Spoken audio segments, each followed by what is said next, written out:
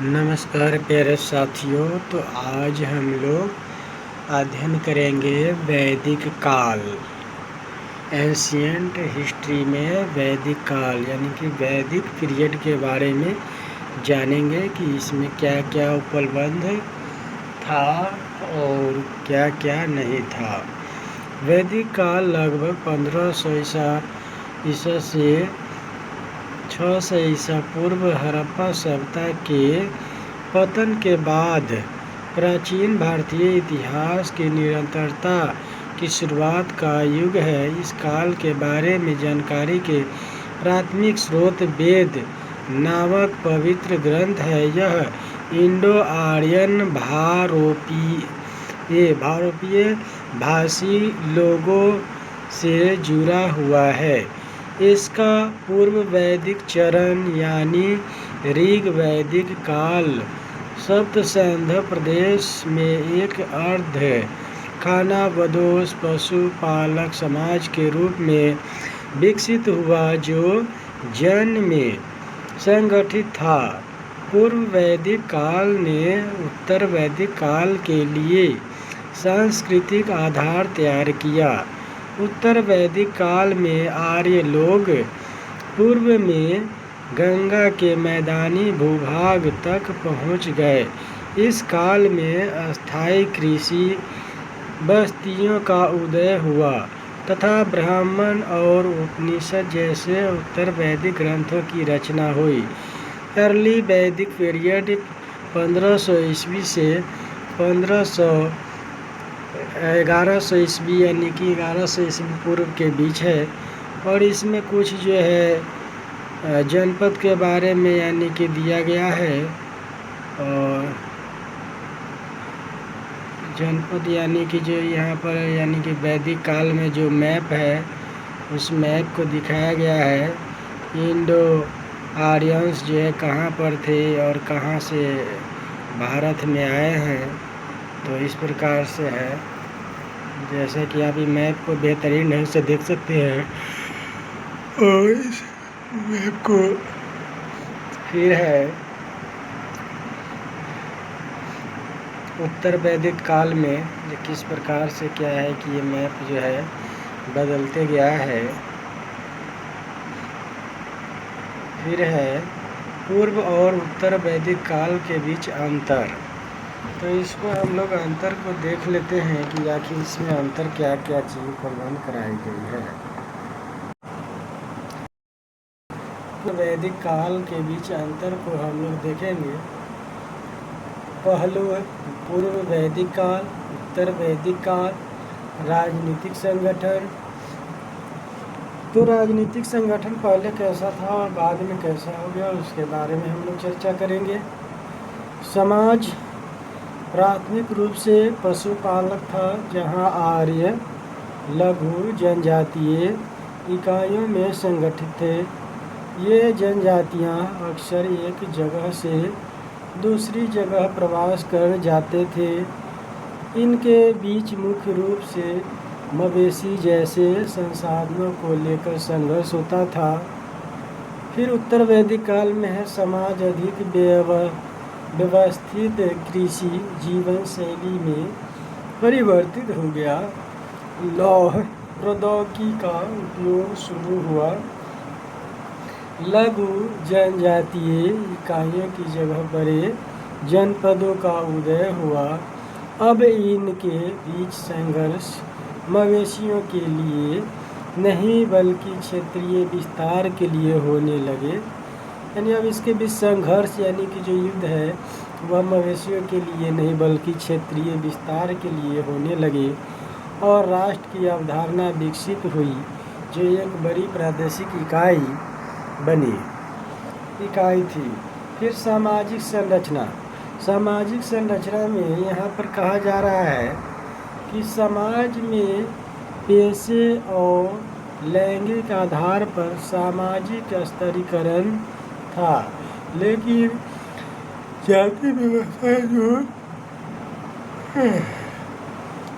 जाति व्यवस्था जो आगे चलकर विकसित हुई की तरह इसमें कठोरता नहीं थी।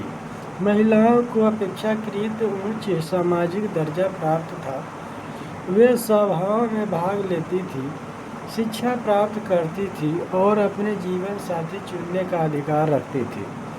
बाल विवाह, सती या प्रदा प्रथा के कोई उदाहरण नहीं मिलते हैं। लेकिन फिर है उत्तर यानी कि वैदिक काल में। उत्तर वैदिक काल में वर्ण व्यवस्था अधिक स्पष्ट और कठोर हो गई, जिसने समाज को 4 वर्गों में विभाजित किया: ब्राह्मण, क्षत्रिय, वैश्य और शूद्र। महिलाओं की स्थिति में गिरावट आई। सार्वजनिक जीवन में उनकी भागीदारी पर प्रतिबंध लग गए तथा बाल विवाह और सती जैसी प्रथाओं का उदय हुआ। गोत्र वंश की अवधारणा भी उभरी, जिसने सामाजिक बंधनों को और मजबूत किया। फिर है आर्थिक गतिविधियाँ। तो यहाँ पर जो है पूर्व वैदिक काल में यानी कि बोला है कि अर्थव्यवस्था प्राथमिक रूप से पशुधन आधारित थी, जिसमें पशुपालन प्रमुख आर्थिक गतिविधि की थी। कृषि कार्य सीमित था और संसाधनों का वितरण स्वैच्छिक उपहार पर आधारित था। व्यवस्थित कर प्रणाली नहीं थी। लेकिन उत्तर वैदिक काल में कहा जा रहा है कि लौह प्रौद्योगिकी के आगमन ने कृषि में क्रांति ला दी, जिससे यह अर्थव्यवस्था का मुख्य आधार बन गई। खेती के लिए जंगलों को साफ किया गया, हल का उपयोग किया गया और मिश्रित खेती आम हो गई। कराधान की अधिक औपचारिक प्रणाली का उदय हुआ, जिसमें संग्रहित्री उपहार या भेंट को एकत्र करने के लिए जिम्मेदार था। इस काल में नगरीय केंद्रों का उदय भी हुआ, जो अधिक संरचनात्मक अर्थव्यवस्था की ओर बदलाव का संकेत देता है। फिर धार्मिक मान्यताएं और प्रथाएं। पूर्व वैदिक काल की धार्मिक विशेषताओं में प्राकृतिक शक्तियों की उपासना प्रमुख थी। इंद्र और अग्नि प्रमुख देवता थे। फिर आगे है उत्तर वैदिक काल में। उत्तर वैदिक काल में अनुष्ठानिक प्रथाएं बलि यज्ञ के दौरान पर आधारित हो गई। फिर है आगे उत्तर वैदिक काल में यानी अनुष्ठान सरल थे, जिसमें मंत्रोच्चारण और उपचार देना शामिल थे। बलि अनुष्ठान को अधिक महत्ता प्राप्त नहीं थी। फिर उत्तर वैदिक काल में जो अधिक कर्मकांडी और निरंतर होती गई, पुरोहित वर्ग यानी ब्राह्मणों का उदय और इन अनुष्ठानों के आयोजन में उनका प्रभाव सामाजिक संघर्षों का कारण बना। प्रजापति, विष्णु और रुद्र जैसे देवताओं को प्रमुखता मिली, जबकि इंद्र और अग्नि जैसे देवताओं ने अपना पहले का महत्व खो दिया। फिर आगे है वैदिक परंपरा की अस्थायी विरासत, प्रभाव और प्रासंगिकताएं। फिर बोला है वैदिक साहित्य लगभग 1500 ईसा पूर्व से 600 ईसा पूर्व के बीच यानी आधारित वैदिक परंपरा ने अधिकांश भारतीय सभ्यता की नींव रखी। इस सभ्यता का प्रभाव गहरा रहा है। इसने धर्म, दर्शन और समाज को स्वरूप प्रदान किया। वैदिक सभ्यता की प्रासंगिकता समकालीन भारत में भी है। वैदिक परंपरा की विरासत। प्राचीन हिंदू धर्म की नींव। वैदिक ग्रंथों और अनुष्ठानों ने प्राचीन हिंदू धर्म की नींव यानी वैदिक ग्रंथों और अनुष्ठानों ने हिंदू धर्म की मूल मान्यताओं एवं प्रथाओं को आकार दिया। सामाजिक संरचना के लिए ब्लूप्रिंट। वर्ण व्यवस्था जटिल जाति व्यवस्था में विकसित हुई, जो सामाजिक बंधनों का आधार बनी। भारतीय दर्शन की आधारशिला। उपनिषदों की अवधारणाएं भारतीय दार्शनिक विचारों के केंद्र में आ गई। भाषा और कानून का पवित्रीकरण। संस्कृत पवित्र भाषा बनी और धर्म ने कानूनी ढांचे को प्रभावित किया। आधुनिक काल में वैदिक परंपराओं की प्रासंगिकता, धार्मिक प्रथाएं, सामाजिक विमर्श, राष्ट्रीय पहचान, भाषा और साहित्य। तो धार्मिक प्रथाएं यानी वैदिक मंत्र और योग एवं ध्यान जैसी आध्यात्मिक प्रथाएं, सामाजिक विमर्श यानी सामाजिक न्याय और नीति पर आधारित व्यवस्था का प्रभाव, राष्ट्रीय पहचान, भारतीय पहचान को आकार देने में वेदों और उपनिषदों की भूमिका, आधुनिक भाषाओं और दार्शनिक विषयों पर संस्कृत का प्रभाव। महाजनपद प्राचीन महाजनपद को हम लोग पढ़ेंगे। महाजनपद यानी कि 16 महाजनपद है और ये 16 महाजनपद के बारे में हम लोग बेहतरीन अध्ययन करेंगे। महाजनपद प्राचीन भारतीय राज्य थे जो 6ठी शताब्दी ईसा पूर्व के आसपास द्वितीय नगरीकरण के दौरान अस्तित्व में आए थे। इन राजनीतिक इकाइयों ने प्रारंभिक प्राचीन इतिहास के विकास क्रम में प्रमुख भूमिका निभाई तथा प्राचीन भारत की राजनीतिक, आर्थिक और सांस्कृतिक स्थितियों में महत्वपूर्ण योगदान दिया। फिर है महाजनपदों की प्रमुख विशेषताएं क्या थी। तो राजनीतिक संगठन, महाजनपदों की प्रमुख विशेषताएं में राजनीतिक संगठन, लघु जनजातीय इकाइयों से केंद्रीकृत शासन वाले बड़े राज्यों के रूप में महाजनपदों का उदय हुआ। राजा और इनके मंत्रिपरिषद ने इन राजनीतिक संस्थाओं में केंद्रीय भूमिका निभाई। महाजनपद 2 प्रकार के थे। महाजनपद कितने प्रकार के थे? 2 प्रकार के थे। पहला राजतंत्र यानी राज्य, केंद्रीकृत शासन वाले राजाओं द्वारा शासित, और दूसरा था गणसंघ, गणराज्य, कुलीन तंत्र आधारित राज्य जहां सभाएं, संस्थागार, चर्चाओं और मतदान के माध्यम से निर्णय लेती थी। और इसमें कुछ पंक्ति दी गई है, बोल रहा है कि द्वितीय नगरीकरण क्या है। तो द्वितीय नगरीकरण का मतलब यहाँ पर है द्वितीय नगरीकरण 6ठी शताब्दी ईसा पूर्व के आसपास गंगा के मैदानों में नगरों और शहरों का पुनः उदय हुआ था, जो हड़प्पा प्रथम नगरीकरण के पतन के लगभग 1000 वर्ष बाद हुआ। यानी कि हड़प्पा जो प्रथम नगरी के पतन के लगभग 1000 वर्ष बाद हुआ। द्वितीय नगरीकरण के उदय के कारण लौह तकनीक, लोहे की कुल्हाड़ी और हल के फाल का व्यापक उपयोग हुआ। इससे घने जंगलों को साफ किया जा सकेगा और कृषि उत्पादन में वृद्धि हुई। गंगा की उपजाऊ मिट्टी से पर्याप्त खाद्यान्न का उत्पादन यानी खाद्यान्न का उत्पादन हुआ, जो कारीगरों, व्यापारियों और गैर खेतिहर आबादी का भरण पोषण किया और शासकों को साम्राज्य विस्तार में मदद की। शिल्पकार का पुनः उत्थान हुआ तथा आंतरिक तथा लंबी दूरी के व्यापार दोनों में वृद्धि हुई। इस युग की विशेषताएं: बड़े क्षेत्रीय राज्यों और प्रथम प्रमुख नगरों का उदय हुआ, जिन्हें महाजनपद के नाम से जाना जाता है।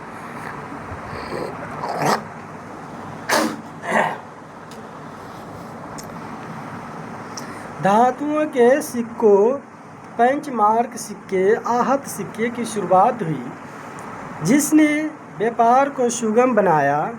गहन बौद्धिक और धार्मिक उथल पुथल हुआ, जिससे बौद्ध धर्म और जैन धर्म जैसे नए गैर धार्मिक संप्रदायों का उदय हुआ। उत्तरी काले पॉलिश मृद भांड वाले विशिष्ट समृद्धि के सूचक मृद भांड का उपयोग हुआ। फिर है यहाँ पे आर्थिक गतिविधियाँ, व्यापार और वाणिज्य फला फूला। उत्तरापथ है और दक्षिणापथ जैसे महत्वपूर्ण व्यापारिक मार्ग वस्तुओं के परिवहन को सुगम बनाते थे। कृषि क्षेत्र में काफ़ी प्रगति दर्ज की गई, जो उनकी अर्थव्यवस्था का आधार थी। इस प्रगति में लौह तकनीक की महत्वपूर्ण भूमिका रही। सामाजिक संरचना, समाज अलग अलग वर्गों में विभाजित था और जाति व्यवस्था उभर रही थी। जटिल कर्मकांडों के कारण ब्राह्मणों की सामाजिक स्थिति में वृद्धि देखी गई। धार्मिक विश्वास और प्रथाएं, महाजनपद काल में धार्मिक विविधता देखी गई, जिसमें बौद्ध और जैन धर्मों के उदय से ब्राह्मणवादी व्यवस्था को चुनौती मिली। इससे सामाजिक और आर्थिक स्थिति में व्यापक परिवर्तन हुए। और यहाँ पर कुछ जो है भारत 600 ईसा पूर्व में किस प्रकार का था वो दिखाया गया। महाजनपद और उनकी राजधानियाँ दिखाई गई है। तो यहाँ पर अंग है, मगध है, काशी है, उसी प्रकार से पंचाल है, कुरु है, सुरसेन है, चंधारा है यानी गंधारा है। इसी प्रकार से आप लोग क्या है कि इसको देख सकते हैं बेहतरीन यानी कि जो लिखा गया है। यदि आप लोग को दिखाई न दे तो वीडियो क्या है कि जो पॉज करके और यानी कि यानी कि जो स्लाइड करके देखेंगे तो बेहतरीन ढंग से क्या है कि आपको दिखाई देगा। ऐसे छोटा अक्षर है तो क्या है कि कम बुझा रहा है, तो हो सकता है कि इसमें पढ़ने में मिस्टेक हो जाएगा। तो ध्यानपूर्वक इसको देखें। फिर है धार्मिक विश्वास और प्रथाएं। महाजनपद काल में धार्मिक विविधता खेती देखी गई है, जिसमें बौद्ध और जैन धर्मों के उदय से ब्राह्मणवादी व्यवस्था को चुनौती मिली। इससे सामाजिक और आर्थिक स्थिति में व्यापक परिवर्तन आए। महत्व और प्रभाव, महाजनपदों ने मौर्य साम्राज्य जैसे शक्तिशाली शासन की नींव रखी और उन्होंने संसाधनों और व्यापार संबंधों पर नियंत्रण के माध्यम से कला, संस्कृति और आर्थिक समृद्धि के उत्कर्ष में योगदान दिया। मगध का उदय। मगध का उदय। अब मगध का उदय के बारे में हम लोग बेहतरीन ढंग से चर्चा करेंगे।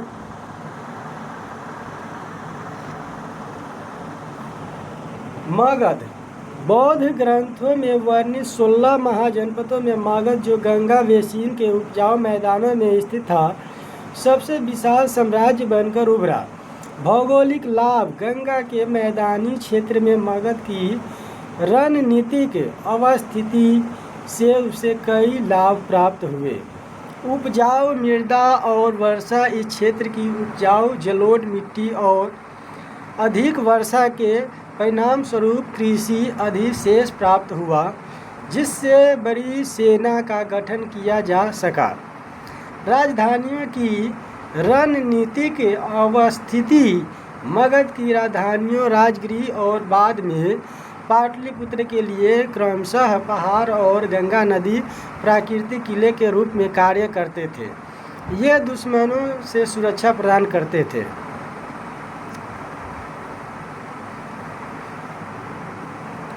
प्राकृतिक संसाधन। प्राकृतिक संसाधन।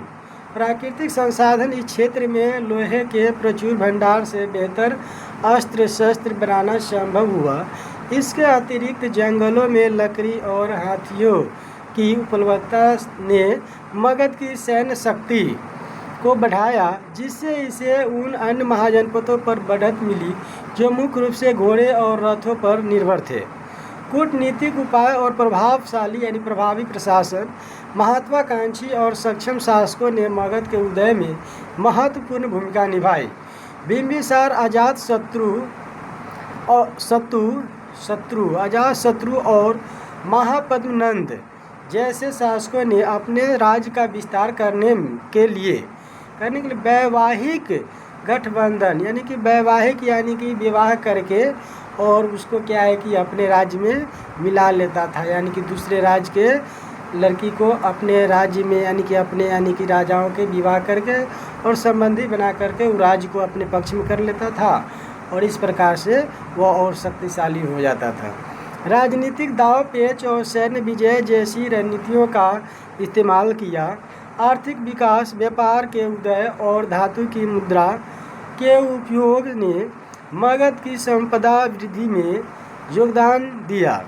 इससे शासकों को बड़ी सेना रखने और एक विशाल साम्राज्य को नियंत्रित करने में मदद मिली। प्राचीन भारत की लोकतांत्रिक परंपराएं। प्राचीन भारत की लोकतांत्रिक परंपराएं गण और संघ।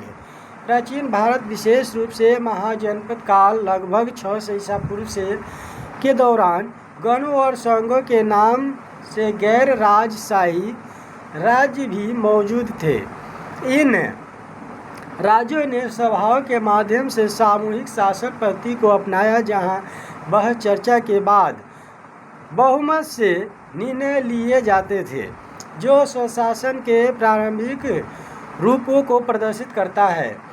कुल के लोगों को ही सदस्य बनने की अनुमति केवल कुलीन क्षत्रिय कबीले के पुरुष प्रधान को और सभी को अधिकार नहीं मिलने के कारण इन्हें आधुनिक अर्थों में लोकतंत्र नहीं कहा जा सकता है। फिर भी ये गणतांत्रिक परंपराएं भारत में लोकतांत्रिक सिद्धांतों की मजबूत जड़ों की उपस्थिति का संकेत देती है। यह एक ऐसी विरासत है जिसे भारत की G20 अध्यक्षता के दौरान रेखांकित किया गया था। फिर आगे जो है हम लोग देखेंगे 152 में, यानी 1 पॉइंट यानी कि चैप्टर 1, और फिर बोल रहा है यहाँ पर कि 5.2 यानी टॉपिक है। तो इसमें कह रहा है कि भारत की दार्शनिक परंपराएं, आस्तिक और नास्तिक दर्शन के बारे में हम लोग जानकारी इकट्ठा करेंगे। 6वीं शताब्दी ईसा पूर्व भारत में एक परिवर्तनकारी युग था। जो 6वीं शताब्दी जो था ईसा पूर्व, उसमें बोला है कि भारत में एक परिवर्तनकारी युग था, यानी कि उसी समय में यानी बौद्ध और जैन और कई यानी कि छोटे छोटे यानी कि जो दार्शनिक लोग इसमें क्या है कि उत्पत्ति हुए थे। जैसे बुद्ध हो गए, महावीर, स्वामी जैन में हो गए, और ऐसे कई यानी कि ये जो धार्मिक है और जो थिंकर पैदा लिए, उन्होंने अपना विचार व्यक्त किए। तो बोल रहे हैं यहाँ पर परिवर्तनकारी युग था जिसमें नए नगरों, राज्यों, महाजनपदों और व्यापार का उदय और विकास हुआ। इस युग में विभिन्न दार्शनिक और धार्मिक आंदोलनों का उदय हुआ, जिन्हें दो धाराओं में वर्गीकृत किया गया। आस्तिक, ऑर्थोडॉक्स यानी कि आस्तिक यानी कि ये ऑर्थोडॉक्स दर्शन, जिन्होंने वेदों की सत्ता को स्वीकार किया, और नास्तिक यानी कि हेट या फिर हेटेरोडॉक्स, ठीक है, ऑर्थो और हेटेरोडॉक्स। तो इस प्रकार से यानी कि दोनों का यानी नास्तिक और आस्तिक का चर्चा है, यानी कि नास्तिक दर्शन जिन्होंने इसे स्वीकार कर दिया। ठीक है, इसमें इंग्लिश उच्चारण थोड़ा क्या है कि ये दिया गया है, इसको क्या है कि उच्चारण कर लेंगे तो और बेहतर रहेगा, नहीं होगा तो कोई बात नहीं है। नए विचारों के उद्भव के कारण जटिल कर्मकांडों के खिलाफ प्रतिक्रिया, यानी कि उत्तर वैदिक काल में जटिल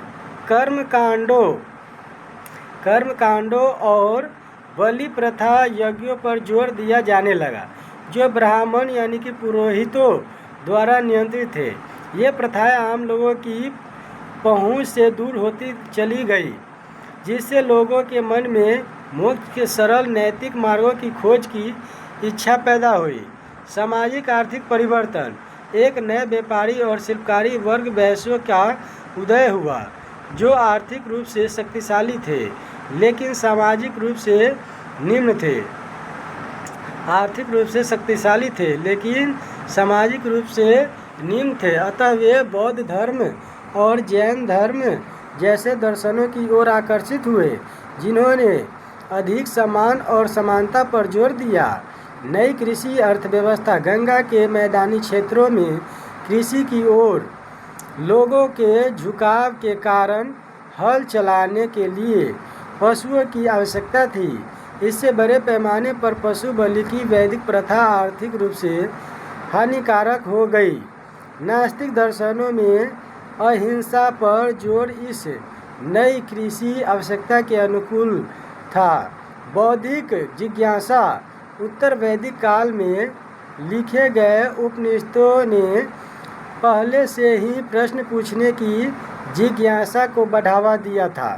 ब्राह्मण आत्मा और कर्म जैसी अवधारणाओं ने नए विचारकों के लिए पारंपरिक मानदंडों को चुनौती देने के लिए मंच तैयार किया। दोनों धाराओं के बीच मुख्य अंतर वेदों के प्रति उनके दृष्टिकोण में निहित है। आस्तिक दर्शन और नास्तिक दर्शन। मूल विश्वास वेदों की सर्वोच्च सत्ता को स्वीकार किया। ये आस्तिक लोग यानी वेदों को जो सर्वोच्च सत्ता है उसको स्वीकार किया, और नास्तिक लोग मूल विश्वास यानी वेदों और ब्राह्मण की सत्ता को अस्वीकार करना। इन दर्शनों ने वैदिक अनुष्ठानों की प्रभावशीलता को नकारा। फिर है लक्ष्य। वैदिक परंपरा विशेष रूप से उपनिषदों से दार्शनिक विचारों की व्याख्या करना और स्वरूप देना। उसी प्रकार से यहाँ लक्ष्य मुक्ति यानी कि यहाँ पर लक्ष्य प्राप्त करना और यहाँ पर लक्ष्य मुक्ति मोक्ष के वैकल्पिक मार्ग प्रदान करना, जो अक्सर सभी सामाजिक वर्गों के लिए अधिक सुलभ हो। षड दर्शन में सांख्य पदार्थ और चेतना का द्वैत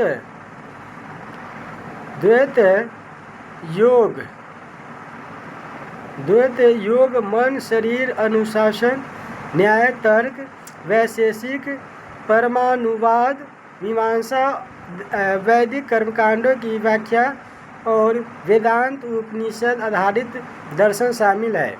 और इसमें उदाहरण बौद्ध धर्म और जैन धर्म सबसे प्रमुख थे। उन्होंने जाति व्यवस्था को अस्वीकार कर दिया।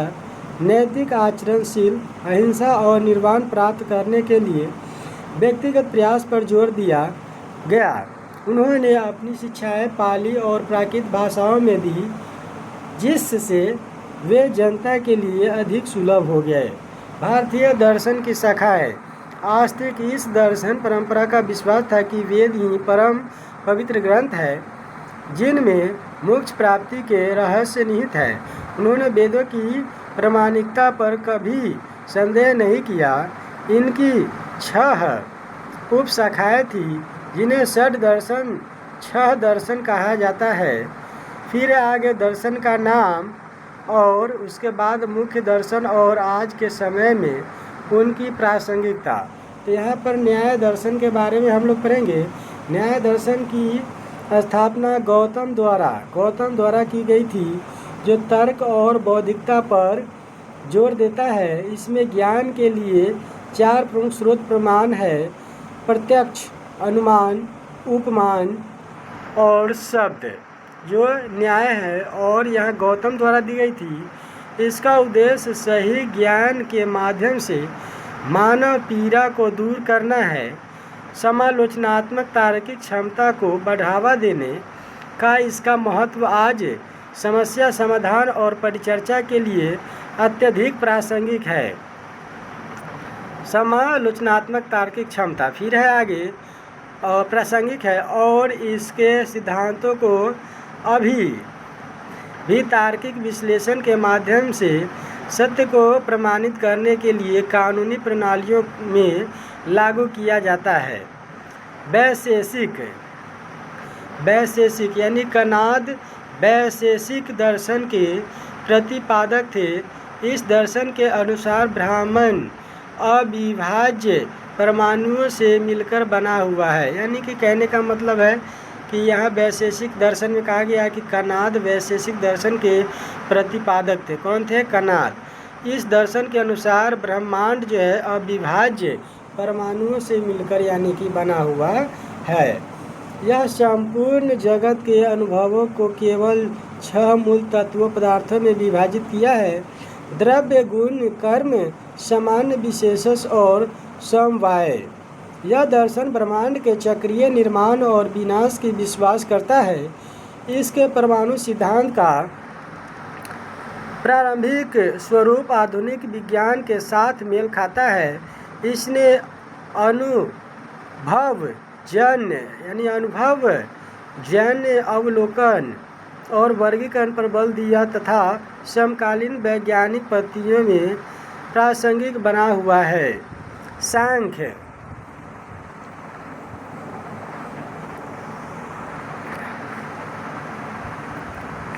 सांख्य इसके प्रवर्तक कपिल मुनि थे। सांख्य दर्शन के प्रवर्तक जो है कपिल मुनि थे। कौन थे? कपिल मुनि थे। सांख्य दर्शन के प्रवर्तक यानी इसके प्रवर्तक कपिल मुनि थे। सांख्य दर्शन द्वैतवाद पर आधारित है, अर्थात यह दो तत्वों को अनादि और नित्य मानता है। पुरुष यानी आत्मा और प्रकृति पदार्थ माना जाता है कि ब्रह्मांड उनके संघर्ष के माध्यम से विकसित होता है। यह दर्शन ईश्वर के अस्तित्व को नकारता है, लेकिन ज्ञान के माध्यम से प्राप्त पुनर्जन्म और मुक्ति के चक्र को मान्यता देता है। मन और शरीर के संबंध पर सांख्य दर्शन द्वारा जोर देना आज के समय में आधुनिक मनोविज्ञान और समग्र स्वस्थ पद्धतियों को प्रभावित करता रहा है, जबकि आत्म जागरूकता और आत्मनिरीक्षण पर इसका बल ध्यान और आत्म सुधार पद्धतियों के लिए मूल्यांकन बना हुआ है। योग पतंजलि, योग यानी दर्शन है, उसका जो प्रणेता है पतंजलि है। पतंजलि द्वारा प्रस्तुत योग का सिद्धांत शारीरिक, मानसिक और आध्यात्मिक विकास के लिए एक व्यवहारिक अनुशासन है। इसमें कुल 8 अंग शामिल है: यम, नैतिक आचरण, नियम, आत्म अनुशासन, आसन, मुद्राएं, प्राणायाम, श्वास नियंत्रण, प्रत्याहार, इंद्रियों का संयम, धारणा, एकाग्रता, ध्यान, चिंतन और समाधि, तन्मयता। आज के समय में योग तनाव से राहत पाने, मानसिक शुद्धता और शारीरिक सेहतमंदी के लिए विश्व स्तर पर व्यापक रूप से प्रचलित है और इसकी तकनीक अक्सर आधुनिक सेहतमंदी और मानसिक स्वास्थ्य कार्यक्रमों में शामिल की जाती है, जिसमें माइंडफुलनेस और तनाव प्रबंधन पाठ्यक्रम भी शामिल है। फिर है पूर्व मीमांसा। पूर्व मीमांसा के जो प्रवर्तक हुए वह जैमिनी हुए। जैमिनी द्वारा प्रतिपादित मीमांसा दर्शन वेदों के कर्मकांडों और कर्तव्यों पर केंद्रित है। यह धर्म, कर्तव्य और मंत्रों की शक्ति पर जोर देता है, कर्म में विश्वास करता है और मुक्ति के लिए अनुष्ठान करने में विश्वास करता है। यह नैतिक आचरण और सामाजिक जिम्मेदारी के महत्व पर बल देता है, जो आज सामुदायिक सेवा और नैतिक शिक्षा में प्रासंगिक बना हुआ है और आधुनिक हिंदू अनुष्ठानों और परंपराओं को व्यापक रूप से प्रभावित करता है, जिससे सांस्कृतिक परंपरा को बढ़ावा मिलता है। फिर वेदांत है, उत्तर मीमांसा यानी वेदोकांत। वेदांत दर्शन जो शंकराचार्य और रामानुज जैसे महान दार्शनिकों से जुड़ा है, यानी वेदांत यानी कि वेद का यानी अंतिम दर्शन। वेदांत दर्शन जो शंकराचार्य और रामानुज जैसे महान दार्शनिकों से जुड़ा है, उपनिषदों और ब्रह्म सूत्र पर आधारित है। यह सत्य की प्रकृति पर चर्चा करता है, जिसका केंद्र ब्रह्म सत्य और आत्मा जीवात्मा है, और कर्म और पुनर्जन्म के सिद्धांत में विश्वास करता है। आज वेदांत कई आधुनिक आध्यात्मिक आंदोलनों के लिए दार्शनिक आधार के रूप में कार्य करता है, जो भारतीय आध्यात्मिकता में वैश्विक रुचि को बढ़ावा देता है। यह आत्मज्ञान और अस्तित्व की प्रकृति को समझने को भी प्रोत्साहित करता है, जिससे समकालीन दार्शनिक और मनोवैज्ञानिक विचार प्रभावित होते हैं। नास्तिक दर्शन। अब नास्तिक दर्शन क्या है? ये बुद्ध के समय प्रमुख विचारधाराएं थी, जिन्होंने वेदों की सत्ता को अस्वीकार कर दिया और स्वतंत्र विचारधाराओं को विकसित किया। दर्शन के नाम और वर्तमान औचित्य। जैन धर्म। जैन दर्शन में क्या कहा गया है? तो बोला है कि जैन दर्शन में या जैन धर्म में के 24वें और अंतिम तीर्थंकर भगवान महावीर, जो जैन धर्म का वास्तविक संस्थापक माना जाता है, उन्होंने इसे एक लोकप्रिय धर्म के रूप में स्थापित किया, जिसके मूल में त्रिरत्न है: सम्यक विश्वास, सम्यक ज्ञान और सम्यक आचरण। सम्यक आचरण यानी कि 5 महाव्रतों के माध्यम से प्राप्त किया जाता है: अहिंसा, सत्य, अस्तेय, अपरिग्रह और ब्रह्मचर्य। इसका परम आधार चरम अहिंसा है, जो हर तत्व में जीवन शक्ति को पहचानता है। अनेकांतवाद का सिद्धांत सिखाता है कि सत्य बहुआयामी है। इस दर्शन में ब्रह्मांड को अनादि और शाश्वत माना जाता है और मोक्ष की प्राप्ति कठोर नैतिक और तपस्वी अनुशासन के माध्यम से होती है। आज जैन धर्म भारतीय संस्कृति और नैतिक मूल्यों को महत्वपूर्ण रूप से प्रभावित करता है। अहिंसा और पर्यावरणीय संधारणीयता के सिद्धांतों को बढ़ावा देता है। अनेकांतवाद के तहत सत्य के कई आयामों पर जोर देना वास्तव में हमारे विविधतापूर्ण विश्व में सहिष्णुता और समाज जैसे तत्वों को बढ़ावा देना। फिर है बौद्ध धर्म या बौद्ध दर्शन। गौतम बुद्ध द्वारा स्थापित बौद्ध धर्म नैतिक आचरण, मानसिक अनुशासन और 4 आर्य सत्यों के माध्यम से आत्मज्ञान की प्राप्ति पर जोर देता है। 4 आर्य सत्य है: दुख का कारण, इच्छा, दुख का निरोध और इसे प्राप्त करने का अष्टांगिक मार्ग। यह इच्छा और आसक्ति को समाप्त करके दुख से मुक्ति के लिए विलासिता और कठोर तपस्या के बीच के मार्ग का समर्थन करता है, यानी मध्यम मार्ग का समर्थन करता है। कहने का मतलब है कि यह जो है विलासिता और कठोर तपस्या के बीच यानी मध्य मार्गी यानी कि रास्ता अपनाने की बात करता है। एशिया भर में व्यापक रूप से प्रसारित होकर विभिन्न परंपराओं में विकसित हुआ बौद्ध धर्म आज की आधुनिक सचेतनता और ध्यान साधना पद्धतियों पर गहरा प्रभाव डालता है।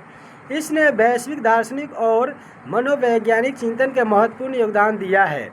जैन धर्म और बौद्ध धर्म सामाजिक आंदोलनों के रूप में कार्य किया है। जैन धर्म और बौद्ध धर्म दोनों ही सामाजिक और धार्मिक अशांति के दौर में ब्राह्मणवादी व्यवस्था और जाति व्यवस्था को चुनौती देते हुए उभरे हैं।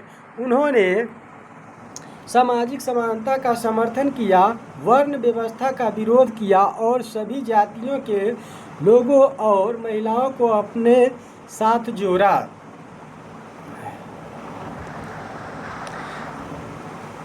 विशेष रूप से बौद्ध संघ में अलग अलग जातियों के लोग शामिल किए गए थे। इन धर्मों का उदय अहिंसा, दान और सादगीपूर्ण जीवन को बढ़ावा देकर हिंसा, असमानता और कष्ट जैसी सामाजिक बुराइयों को दूर करना था। इन धर्मों को अपने सादगीपूर्ण जीवन, नैतिक शिक्षाओं पर बल देने और जटिल कर्मकांडों को अस्वीकार करने के कारण आम लोगों, विशेषकर निम्न वर्गों के बीच व्यापक समर्थन मिला। उदाहरण के लिए जैन धर्म को पश्चिमी भारत यानी कि राजस्थान में और व्यापारी समुदायों से समर्थन मिला। उनके सिद्धांतों ने भक्ति आंदोलन को प्रभावित किया, जिसने समानता को भी बढ़ावा दिया और सामाजिक विभाजन को चुनौती दी। इससे क्षेत्रीय भाषाओं और संस्कृति का प्रसार हुआ। हालांकि इन धर्मों की कुछ कमियां भी थी। जाति व्यवस्था की आलोचना करने के बावजूद उपयुक्त दोनों धर्मों का मूल उद्देश्य मौजूदा सामाजिक संरचनाओं को तोड़ना नहीं था। उन्होंने व्यापक सामाजिक परिवर्तन का समर्थन करने की बजाय एक वैकल्पिक आध्यात्मिक मार्ग प्रदान किया। दोनों धर्मों ने अपने युग में समाज के व्याप्त भेदभाव से खुद को पूरी तरह दूर नहीं रख पाए। उदाहरण के लिए बौद्ध मठ के नियम कुछ समूहों को प्रतिबंधित करते थे और जैन धर्म में क्षत्रिय के पक्ष में पूर्वाग्रह दिखाई दिया। उनका मुख्य बल व्यक्तिगत यानी कि मोक्ष और आध्यात्मिक मुक्ति पर रहा, न कि व्यापक सामाजिक सुधारों पर। आज उनके अध्ययन को इसी परिप्रेक्ष्य में देखा जाता है। प्राचीन भारत में गिल्ड यानी श्रेणियाँ जो है किस प्रकार की थी, तो बोल रहा है कि गिल्ड जिन्हें श्रेणी के नाम से भी जाना जाता था। कारीगरों, व्यापारियों और शिल्पकारों के अपने अपने व्यापारिक संघ थे। इन्होंने महाजनपद काल में प्रमुखता प्राप्त की। ये श्रेणियाँ मुख्य नगरों में मौजूद थी, जिनमें बुनकर से लेकर व्यापारी पेशे के लोग शामिल थे। प्रत्येक गिल्ड यानी कि श्रेणियाँ गिल्ड का नेतृत्व एक ज्येष्ठक मुखिया यानी कि वरिष्ठ मुखिया करता था, जो अक्सर वंशानुगत होता था, और वरिष्ठ सदस्यों की एक परिषद इन मामलों का प्रबंधन करती थी। कार्य और नियम श्रेणियाँ गाइड, ठीक है, गाइड या गिल्ड, क्या बोलते हैं, गिल्ड, ठीक है, श्रेणियाँ या गिल्ड्स लोगों को नियंत्रित करती थी, जिसमें कार्य, मजदूरी, गुणवत्ता मानक और मूल्य निर्धारण के लिए नियम बनाए जाते थे, जिन्हें राजा द्वारा अनुमोदन प्राप्त होता था। ये श्रेणियाँ विवादों का निपटारा करती थी और अनुशासनहीन सदस्यों को निष्कासित भी कर सकती थी। श्रेणियाँ सामाजिक सुरक्षा तंत्र की तरह भी कार्य करती थी, जैसे विधवाओं, अनाथों और बीमारों को सहायता प्रदान करना। आर्थिक और सामाजिक महत्व गिल्ड गिल्ड ने अर्थव्यवस्था के विकास में महत्वपूर्ण भूमिका निभाई, व्यापार को बढ़ावा दिया, लोगों या उद्योगों को विनियमित किया और वित्तीय संस्थानों के रूप में कार्य किया। वे जमा स्वीकार करते थे, ऋण देते थे और धार्मिक गतिविधियों का प्रबंधन करते थे।